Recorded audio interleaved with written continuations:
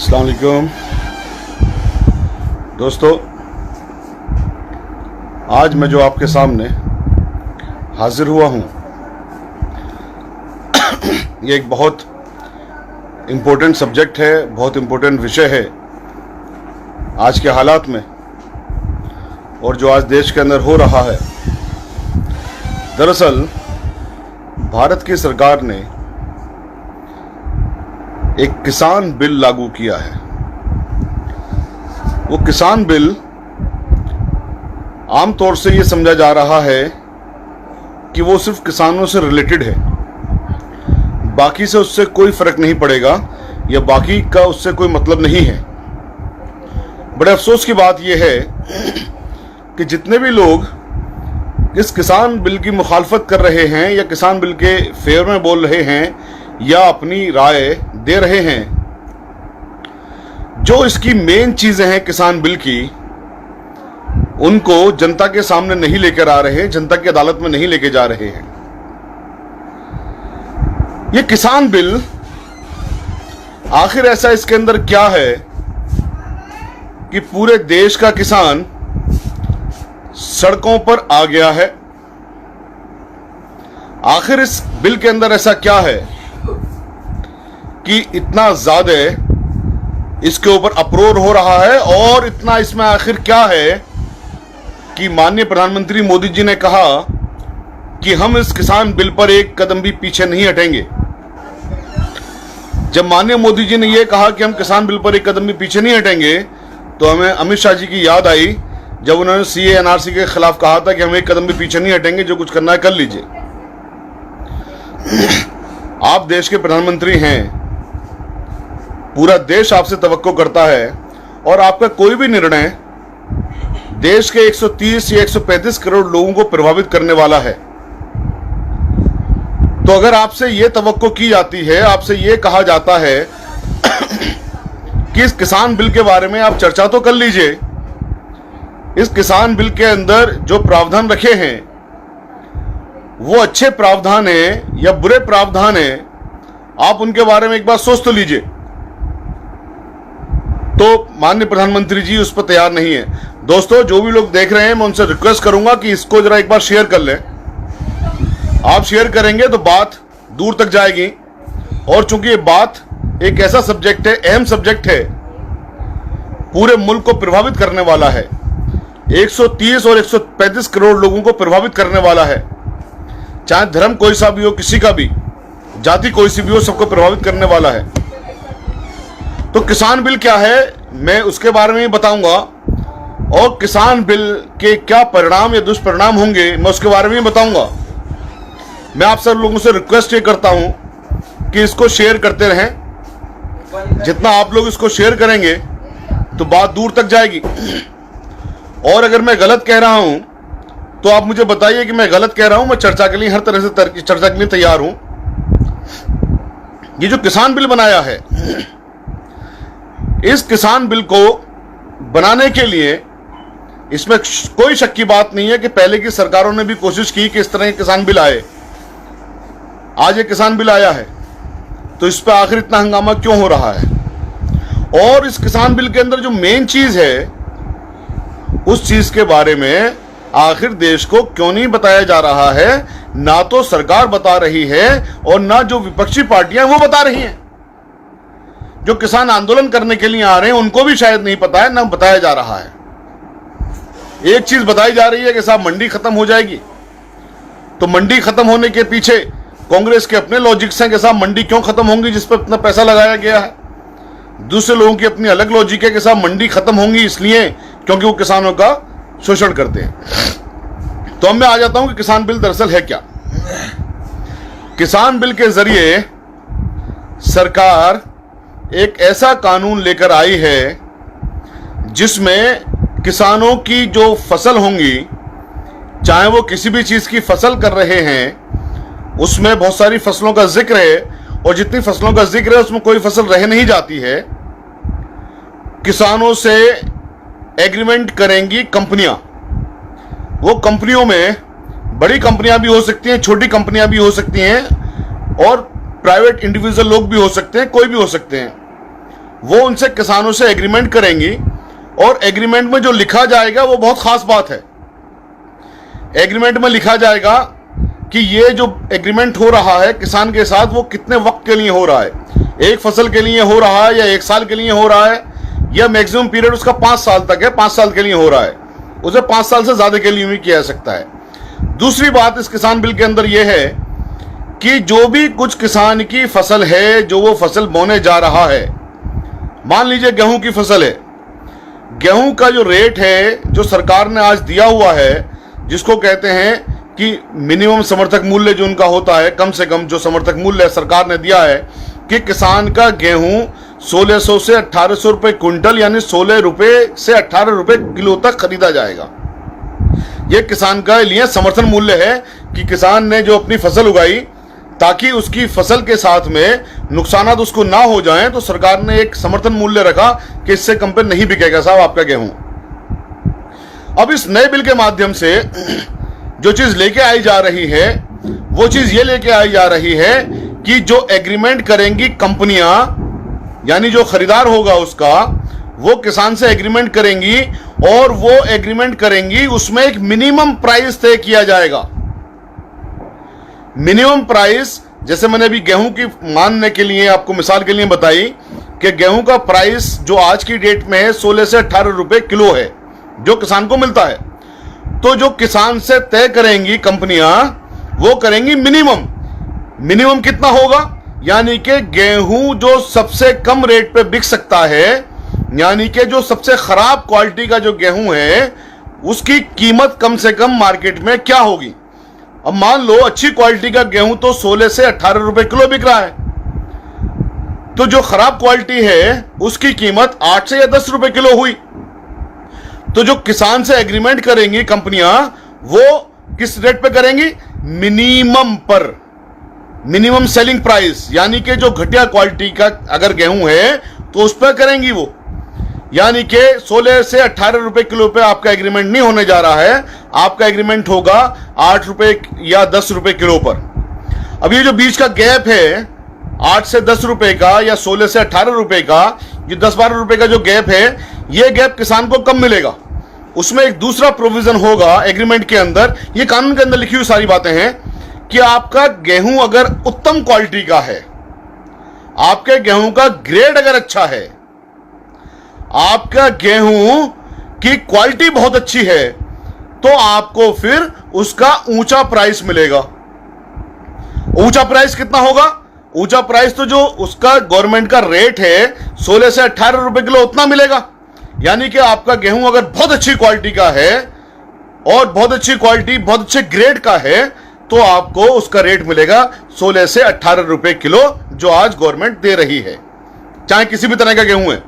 तो आपने यहां पे क्या कर दिया कि आपने जो एग्रीमेंट किया वो बेकार क्वालिटी के गेहूं का किया, और जब गेहूं मार्केट में आया, जब गेहूं तैयार हो गया खेत के अंदर, तो फिर यह देखा जाएगा कि उसकी क्वांटिटी, उसकी क्वालिटी कैसी है, उसका ग्रेड क्या है, उसका स्टैंडर्ड क्या है। 3 अल्फाज लिखे हैं कानून के अंदर, क्वालिटी, ग्रेड और स्टैंडर्ड। इसलिए मैं इन तीनों का नाम ले रहा हूं, तीनों जो देखने में लगते हैं एक सी बात है। अब ये इसकी क्वालिटी और ग्रेड और स्टैंडर्ड को कौन तय करेगा, ये अपने आप में एक बहुत बड़ी बात है। इस पर जरा सुनिए गौर से। जो भी लोग ज्वाइन कर रहे हैं मैं उनसे कहूंगा इसको जरा शेयर करें प्लीज। पूरे देश का मामला है, सिर्फ किसानों का नहीं, पूरे देश का मामला है। और किसान जो हमें रात दिन मेहनत करके हमारे पास में अन्न दे रहे हैं, ये उनसे जुड़ा हुआ मामला है। जो किसान लाखों लोग खेती ये अपनी खुदकशी करते हैं, ये उनका मामला है। आपका एक शेयर शायद सरकार को नींद से जगाने का काम करे, आपका एक शेयर शायद सच लोगों तक पहुंचाने का काम करे।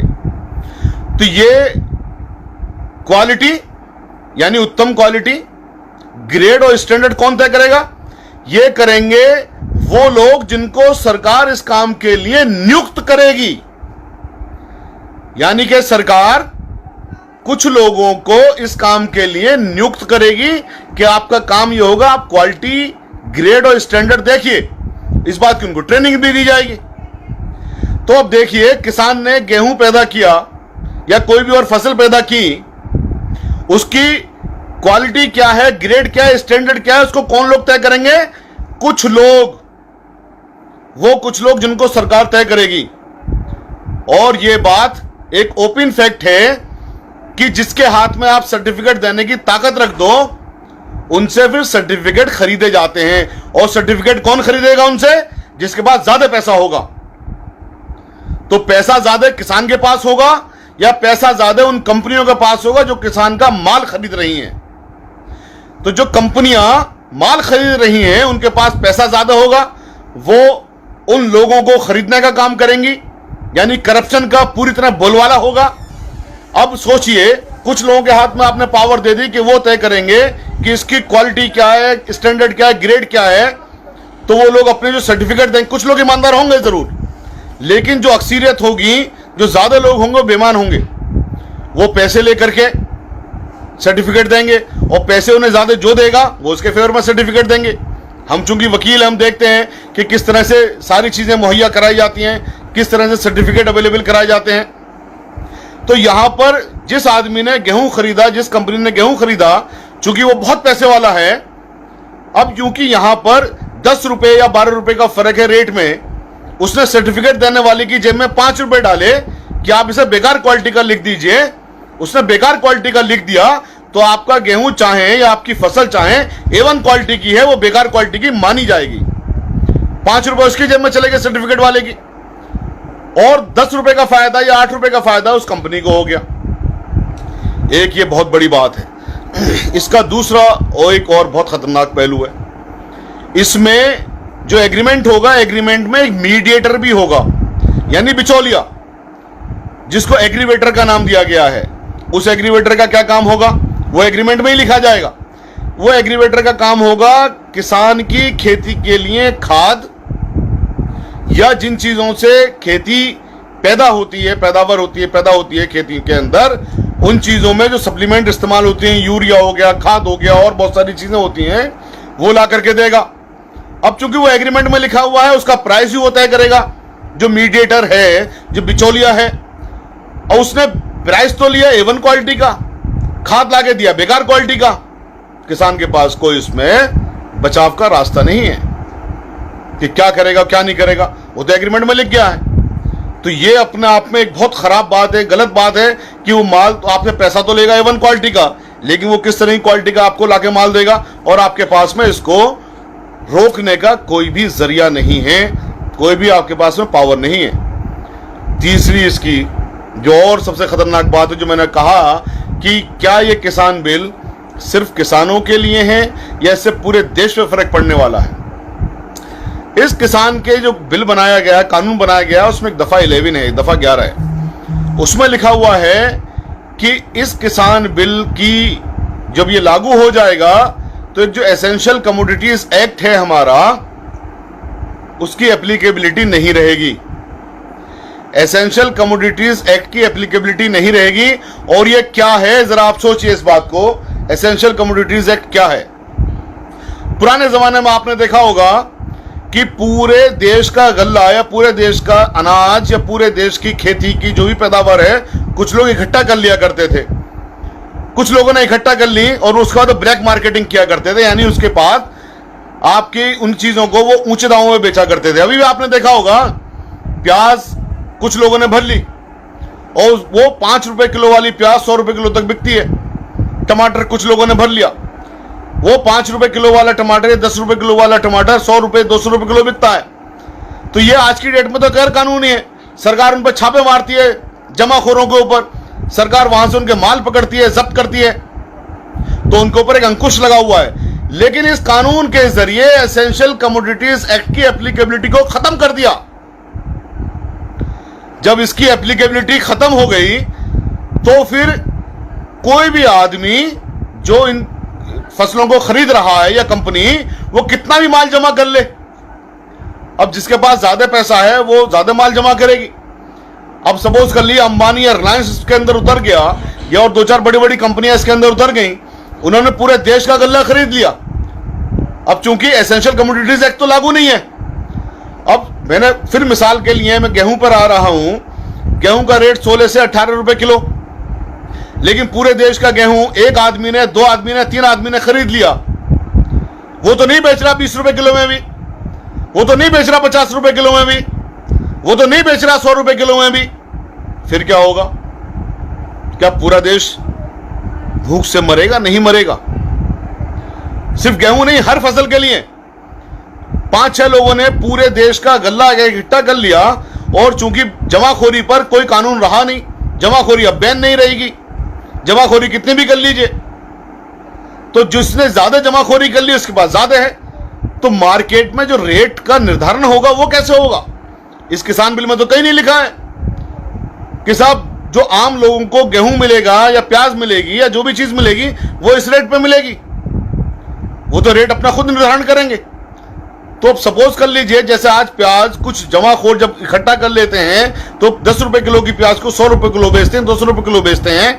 तो जब ये कानून बन जाएगा कि इस एक्ट की एप्लीकेबिलिटी नहीं रहेगी, तो फिर कितना महंगा बिकेगा? जब ये महंगा बिकेगा तो हो सकता है 130 करोड़ या 135 करोड़ लोगों में से 99% लोग इस लायक भी ना बचें कि वो खाना खरीद लें। एक और इसके अंदर बहुत खतरनाक बात है, वो ये है कि अब जो एग्रीमेंट हुआ है किसान का और कंपनी का, वो एग्रीमेंट कभी भी खत्म किया जा सकता है। दोनों पार्टी अपनी आपस में रजामंदी के साथ या किसी विशेष कारण की वजह से उसे खत्म कर सकते हैं। अब सपोज कर लीजिए किसी किसान का बहुत ज्यादा अच्छा पैसा माल पैदा हुआ और वहां पर कंपनी ने कहा कि साहब हम आपके साथ एग्रीमेंट खत्म कर रहे हैं, मंडियां तो बंद हो गई, मंडी में तो किसान बेच नहीं सकता, उसके लिए एक यार्ड बनाया गया इस कानून के तहत, उसमें इलेक्ट्रॉनिक बोली लगेगी, वहां तो आप माल बेच नहीं सकते। तो फिर यही लोग, बड़ी बड़ी कंपनियां पीछे से एग्रीमेंट खत्म करके वो 10 रुपए किलो भी नहीं लेंगी। 10 रुपए किलो का जो उनका एग्रीमेंट बना था या 8 रुपए किलो का जो एग्रीमेंट बना था मिनिमम सेलिंग प्राइस का, वो उससे भी कम रेट में आपका उस माल को लेंगी। तो किसान का जो माल 16 रुपए या 18 रुपए बिकना चाहिए था, वो 8 या 10 रुपए में उसका एग्रीमेंट हुआ, उसके लिए भी बाध्य नहीं होंगी ये कंपनियां, एग्रीमेंट खत्म होने का जो प्रोविजन है।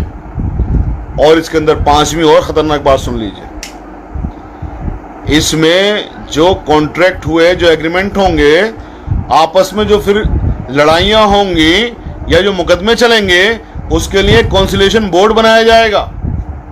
उस कॉन्सिलेशन बोर्ड में कौन लोग बैठे होंगे और वो किसकी सुनेंगे?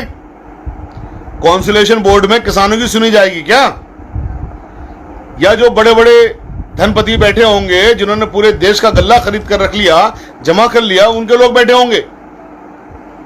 उसके बाद प्रोविजन है कि साहब 1 महीने के बाद वो एसडीएम के पास जा सकते हैं, फिर वो अपील में भी जा सकते हैं।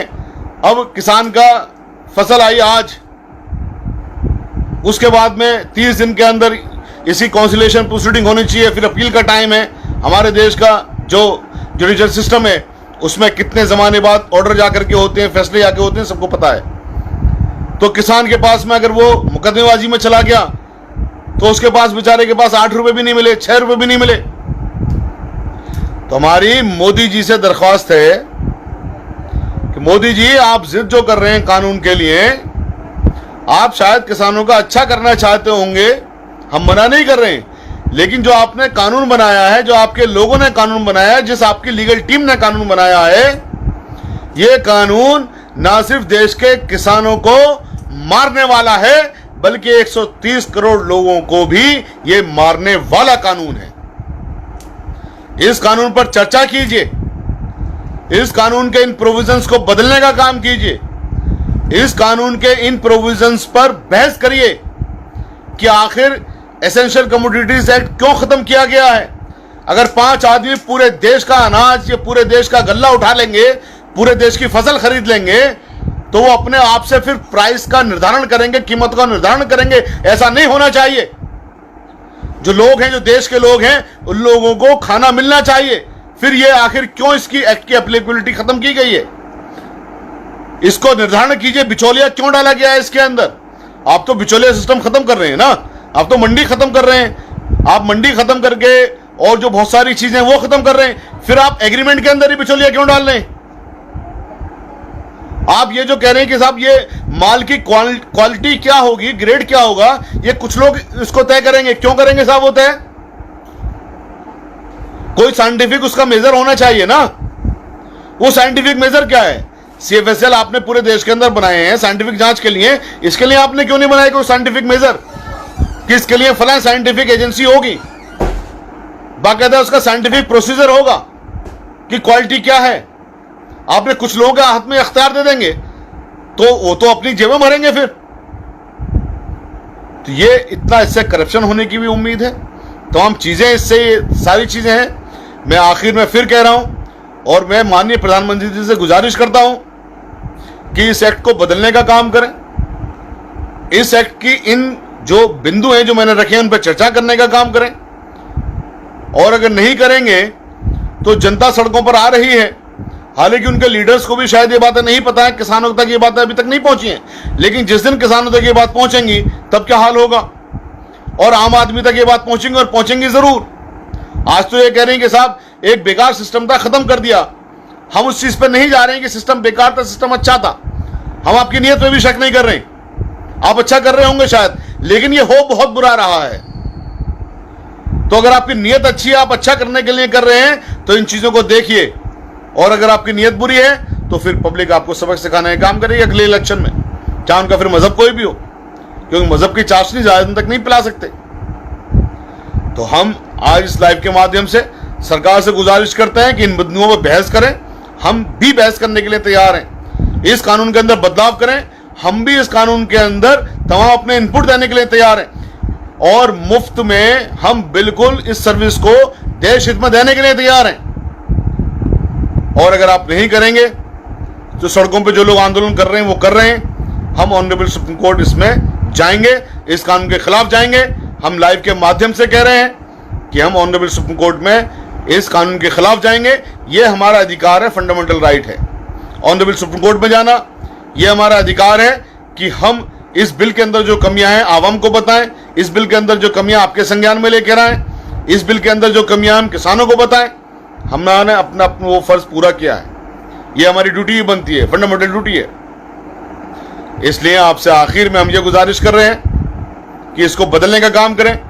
और हम आवाम से भी ये गुजारिश करते हैं कि आप इन बिंदुओं पर जरा सोचें, इन बिंदुओं को उठाएं, और इन बिंदुओं में अगर मैं कोई भी बात गलत बात कह रहा हूं तो मैं बहस करने के लिए तैयार हूं। जहां भी आप कहें, जिस फोरम पे भी आप कहें, उस फोरम पे बहस करने के लिए तैयार हूं। ऑनरेबल सुप्रीम कोर्ट का रास्ता भी खटखटाएं, और सड़कों पे आंदोलन करने का भी आपका हक है, आप उसको भी अपने पीछे ना हो जाएं। बहुत बहुत शुक्रिया। जय हिंद, जय भारत, जय जवान, जय किसान। अस्सलाम वालेकुम।